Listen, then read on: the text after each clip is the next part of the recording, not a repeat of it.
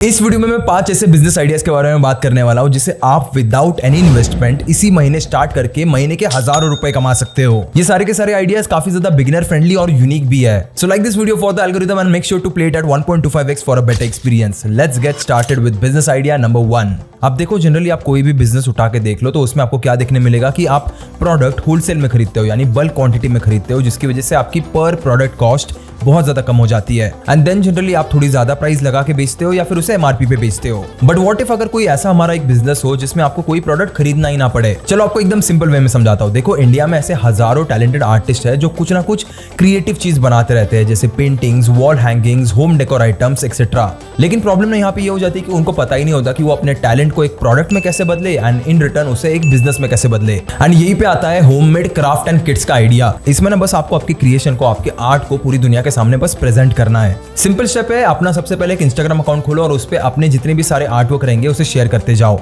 जो भी चीजें आप बनाते हो उसके इमेजेस, रील्स को रेगुलरली पोस्ट करना शुरू कर दो। इवन अगर आप बिहाइंड द सीन्स या फिर वो पूरी जो क्रिएशन की प्रोसेस होती है, एक आर्ट वर्क को बनाने की प्रोसेस होती है, उसे भी अगर पोस्ट करोगे तो और भी ज्यादा लोग कनेक्ट करेंगे। तो आपने यहाँ पे एक सिंपल चीज क्या की, एक आर्ट वर्क बनाया और उसे इंस्टाग्राम थ्रू सेल किया। अब ये तो हो गई एकदम बेसिक बात। अब बढ़ते इसके एक और लेवल ऊपर। अगर इसी बिजनेस को आपको और थोड़ा सा ज्यादा यूनिक बनाना है तो आपको क्या करना पड़ेगा, जब भी आप कोई आर्ट वर्क बनाते हो उस आर्ट के लिए जो भी रॉ सामान चाहिए होता है, जैसे पेंट्स, पेपर्स, बीड्स, थ्रेड्स या फिर कोई भी टूल्स, उन सब का ना आप एक DIY यानी डू इट योरसेल्फ किट बना लो। मतलब एक बॉक्स या फिर एनवेलप होगा जिसमें सारी की सारे रॉ मटेरियल्स और आर्ट सप्लाईज आप पैक करके बेच रहे हो।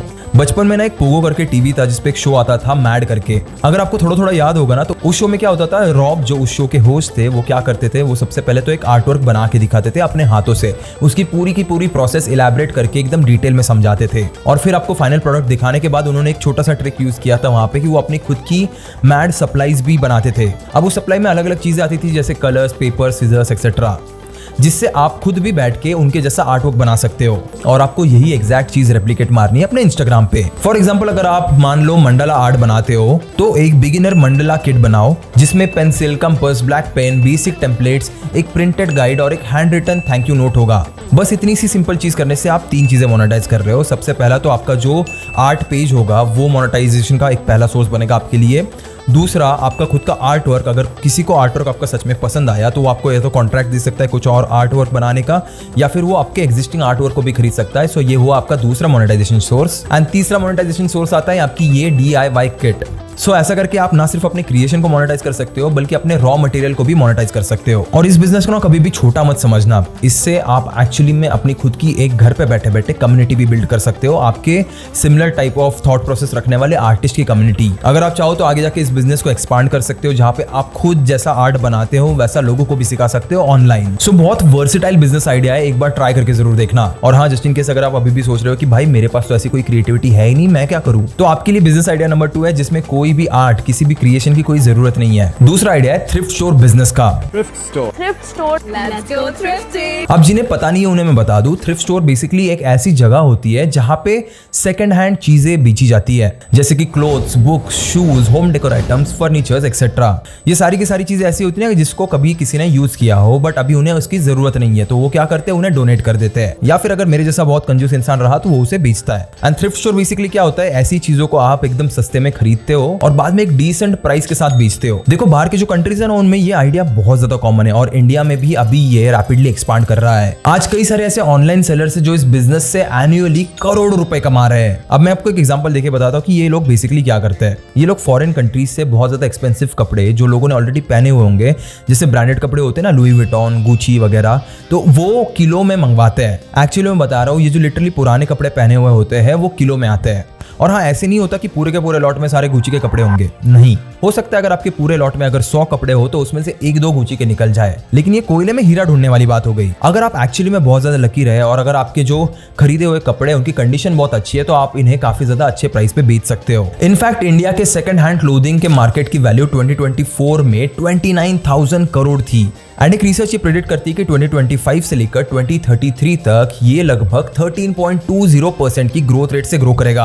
आजकल आप देखते होंगे लोगों में बहुत ज्यादा सस्टेनेबल फैशन की जो अवेयरनेस है ना वो बढ़ चुकी है। सस्टेनेबल फैशन मतलब सिंपल टर्म्स में ये होता है कि रीयूज करके उस कपड़े को वापस पहनना ताकि एनवायरमेंट को हार्म ना पहुंचे। अब अगर आप भी ये स्टार्ट करना चाहते हो तो आपको जरूरत होगी सेकंड हैंड आइटम्स की। बट हाँ, वो सेकंड हैंड आइटम्स कभी डैमेज नहीं होने चाहिए। अगर आप कपड़े सेल करने वाले हो तो वो एकदम क्लीन आयरन किए होने चाहिए, जैसे एकदम नए हो। इमेजिन करो जब भी कोई इंसान उसमें पैसे डाल के उसे खरीदेगा तो उसे लगना चाहिए ना कि भाई कोई अच्छा चीज खरीदा है मैंने। एंड बोनस टिप, अगर आप ऐसे कपड़े सेल करोगे जो अभी ट्रेंड में है तो आपका प्रॉफिट बहुत ज्यादा हाई होगा। इस थ्रिफ्ट स्टोर में ना बस एक प्रॉब्लम आती है कि आपके पास बहुत लिमिटेड पीसेस होते हैं। हो सकता है आपके पास ना उस गुची के कपड़े का सिर्फ एक ही पीस आया हो, तो ये जो पीसेस होते हैं वो बहुत लिमिटेड होते हैं और साइज का ना बस आपके पास एक या दो ही ऑप्शंस होते हैं। अब जो साइज आपको स्लॉट में मिली है वही आपको बेचनी पड़ेगी, वही आपको आपके वेबसाइट पे डालनी पड़ेगी या फिर इंस्टाग्राम पेज पे डालनी पड़ेगी। एंड जस्ट इन केस अगर आप सोच रहे हो कि ये सेकंड हैंड जो कपड़े हैं वो हम लोग कहाँ से लाए, तो एक तो आप स्टार्ट में अपने लोकल एरिया से या फिर दोस्तों से या फिर रिलेटिव से आइटम्स कलेक्ट कर सकते हो, या फिर इंडिया में ऐसे कई सारे सेलर्स हैं जो बहुत ही कम पैसों में यानी पर केजी जैसे मैंने बताया उसके हिसाब से कपड़े बेचते हैं। इवन अगर आप यूट्यूब पे भी जाके सर्च कर लोगे तो आपको ऐसे कई सारे होलसेल सेलर्स मिल जाएंगे जो मिनिमम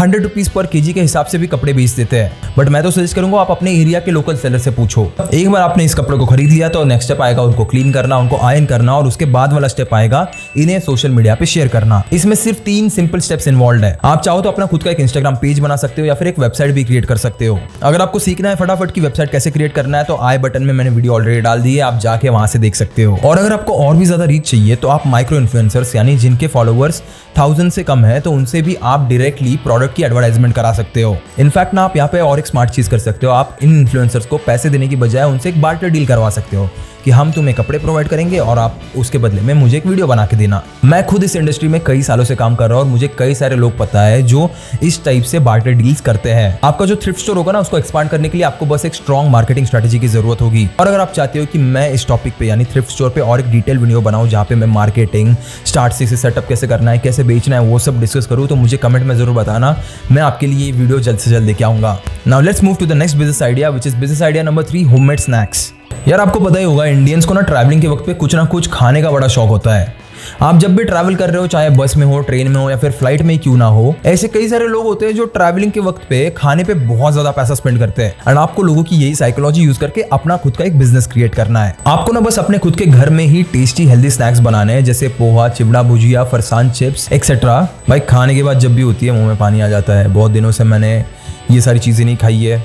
इवेंट आ रहा है मेरा एक गुजरात में, तो उस वजह से। Anyways let's get back to the video. And then इन स्नैक्स को आप अच्छे से पैक करके अपने लोकल ट्रैवल एजेंट्स के थ्रू सेल कर सकते हो। आपको बस इतना करना है कि आपके जो सराउंडिंग में जितने भी सारे ट्रैवल एजेंसीज या फिर ट्रैवल एजेंट्स है जो ट्रिप्स प्लान करते हैं उनसे पर्सनली मिलिए एंड देन उनको आपके बस प्रोडक्ट के बारे में बताइए and then just tell them कि नेक्स्ट टाइम जब भी कोई ट्रिप बुक करने के लिए आए तो वो आपके प्रोडक्ट को बस उनके सामने रखे और बदले में आप अपने प्रॉफिट का कुछ परसेंटेज उन ट्रैवल एजेंट्स को भी दे सकते हो। वो भी खुश, आप भी खुश। देखो इन एजेंट्स को ना उस प्रोडक्ट को कभी बेचना नहीं है, सिर्फ अपने डेस्क के ऊपर या फिर कहीं पे अपने ऑफिस पे रखना है जहां से वो उन कस्टमर्स को क्लियरली विजिबल हो। आप ना अपने स्नैक्स के लिए एक छोटी सी होर्डिंग भी क्रिएट कर सकते हो जस्ट इन केस अगर आपको और थोड़ा सा एक लेवल अप करना है तो। और यहाँ पे ना आपको सबसे इंटरेस्टिंग बात ये जाती है कि आपको डेली डिलीवरी करने की भी कोई जरूरत नहीं है, बस वीकली आपको फ्रेश स्टॉक अपने एजेंट के पास दे देना है। याद रखना अपनी पैकेजिंग बहुत ज्यादा सिंपल रखना, हर पैकेट के साथ एक हैंड रिटन नोट भी डाल सकते हो अगर आपको थोड़ा सा और पर्सनल टच देना है, जैसे हैव अ सेफ जर्नी या फिर हैव अ टेस्टी जर्नी, ऐसा कुछ। तो देखो बिजनेस तो सभी लोग करते हैं, लेकिन जो लोग इस छोटी सी चीज को समझ पाते हैं ना कि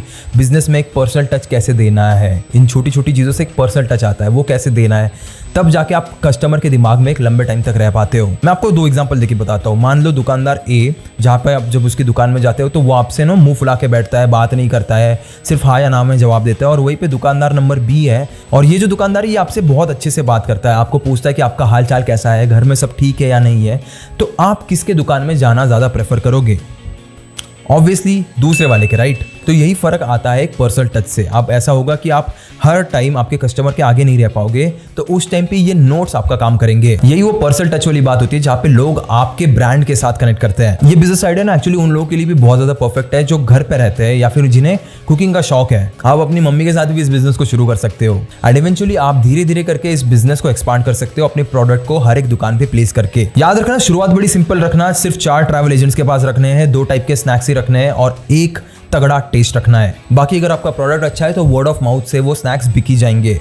उसके बाद आती है business idea number 4, hyper local reselling. इस बिजनेस में ना आपको एक भी रुपया लगाने की कोई जरूरत नहीं है, ना आपको कहीं बाहर जाने की जरूरत है और ना ही अपना ज्यादा टाइम स्पेंड करने की जरूरत। ये स्पेसिफिक आइडिया ना बेसिकली टियर 2 या फिर टियर 3 सिटीज या फिर इवन रूरल सिटीज में बहुत तगड़े तरीके से काम कर सकता है। इंडिया में टियर 2 सिटीज कौन से है, टियर 3 सिटीज कौन से है, ये आपकी स्क्रीन पे अभी आ रहा होगा। आपने यहाँ पे एक हाइपर लोकल रीसेलिंग बिजनेस शुरू कर सकते हो। इसमें आपको मीशो जैसे ऐप से अफोर्डेबल और ट्रेंडिंग चीजें सिलेक्ट करनी है जो आपके यहाँ के लोकल्स के लिए बहुत ज्यादा हेल्पफुल रहे, जैसे कि कुछ घर के एक्सेसरीज हो गए, फैंसी इयररिंग्स हो गए, फोन कवर्स हो गए, साड़ीज हो गए, एक्सेट्रा। देन बस एक सिंपल चीज करो, इन प्रोडक्ट की इमेज को डाउनलोड करके अपने व्हाट्सएप बिजनेस पर एक डिजिटल कैटलॉग बनाओ और ये जो कैटलॉग होगा या फिर जब भी आप कोई नया प्रोडक्ट लाओगे उसे बस अपने व्हाट्सएप स्टेटस पे डालो या फिर लोकल ग्रुप्स में डालो, या फिर आप चाहो तो डायरेक्ट मैसेज में अपने रिलेटिव्स और फ्रेंड्स को भी भेज सकते हो जिन्हें फैशन में इंटरेस्ट है। और जब भी कोई कुछ ऑर्डर करे तो आप सीधा मीशो पे ऑर्डर प्लेस करो एंड अपने कस्टमर को वो दे दो। देखो आप अपनी मार्जिन ना मीशो के प्राइस पे ऐड कर सकते हो। जैसे मीशो पे अगर वो 250 का प्रोडक्ट मिल रहा है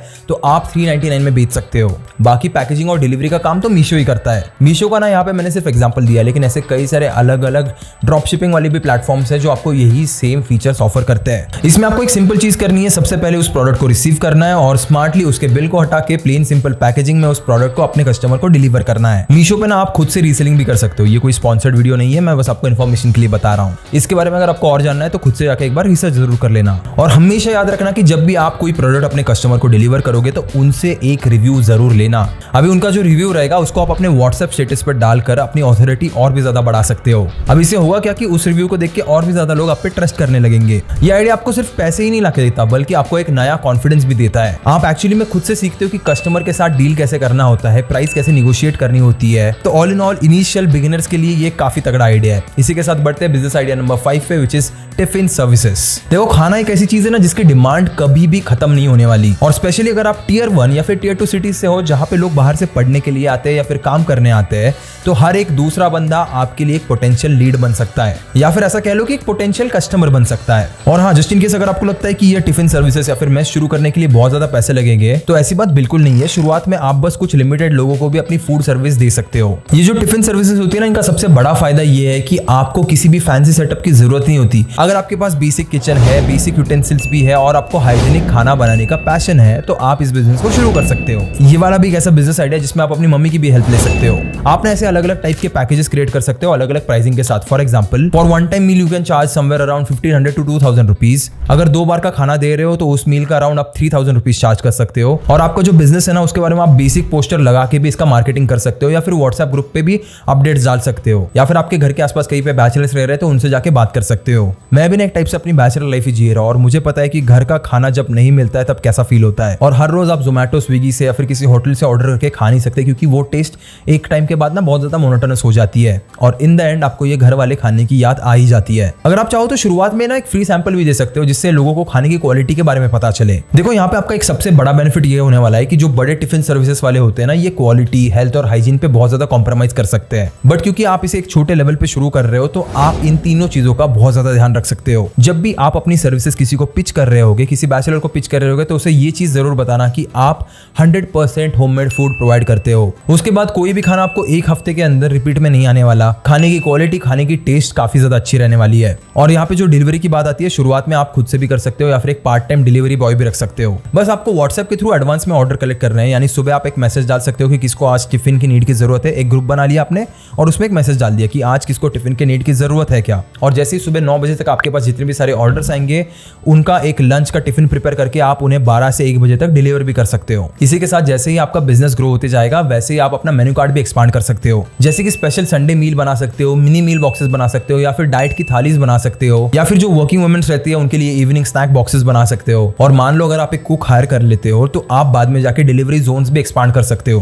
देखो, इस बिजनेस का मेन फंडा ये है कि आपको हर बार जाके नए कस्टमर को नहीं ढूंढना। यहाँ पे मेन बिजनेस आता है आपके रिपीटेड कस्टमर से। एंड अगर आप कंसिस्टेंटली अच्छा खाना प्रोवाइड कर रहे हो और रेगुलरली कस्टमर से फीडबैक ले रहे हो तो ये बिजनेस बहुत ज्यादा तेजी से एक्सपांड हो सकता है। तो ये थे वो 5 बिजनेस आइडियाज। और एक चीज आपको बिजनेस के बारे में ध्यान में रखनी है कि कोई भी बिजनेस ना इजी नहीं होता। मैंने आपको एकदम सिंपल वे में यहाँ पे समझाया और आपको लग रहा होगा कि बहुत ज्यादा इजी है। ये बिजनेसेस भले ही ऐसे हो जिसमें इन्वेस्टमेंट आपको कम करनी पड़ती है, लेकिन यहाँ पे ना हार्ड वर्क का कोई और सब्स्टिट्यूट नहीं है। हर बिजनेस को सक्सेसफुल बनाने के लिए आपको मेहनत तो करनी पड़ेगी। और अगर आप बिजनेस शुरू करने के 1 महीने बाद ये बोल के रोने वाले हो ना कि प्रॉफिट नहीं हो रहा या फिर कस्टमर्स नहीं आ रहे, तो भाई बिजनेस कभी करना ही मत, क्योंकि बिजनेस मेरे हिसाब से एक लॉन्ग टर्म प्रोसेस है जिसमें पेशेंस की बहुत ज्यादा जरूरत होती है। अगर आपको ये वीडियो हेल्पफुल लगी तो इसे लाइक जरूर करना, और इसमें से बहुत सारे बिजनेस आइडियाज ऐसे हैं जिन्हें आप अपनी माँ के साथ बैठ के शुरू कर सकते हो। तो एक बार अपने पेरेंट्स को ये वीडियो दिखा के उनके साथ भी जरूर डिस्कस करना कि उन्हें ये आइडियाज कैसे लगे। और ऐसे ही स्मार्ट और अमेजिंग बिजनेस कंटेंट के लिए वेब ऑफ कर्नर को सब्सक्राइब जरूर करना और इस वीडियो को अपने दोस्तों के साथ शेयर जरूर करना। मैं मिलूंगा आपको अगली वीडियो में एक और एक्साइटिंग टॉपिक के साथ। तब तक के लिए keep hustling, keep learning and as always keep inspiring.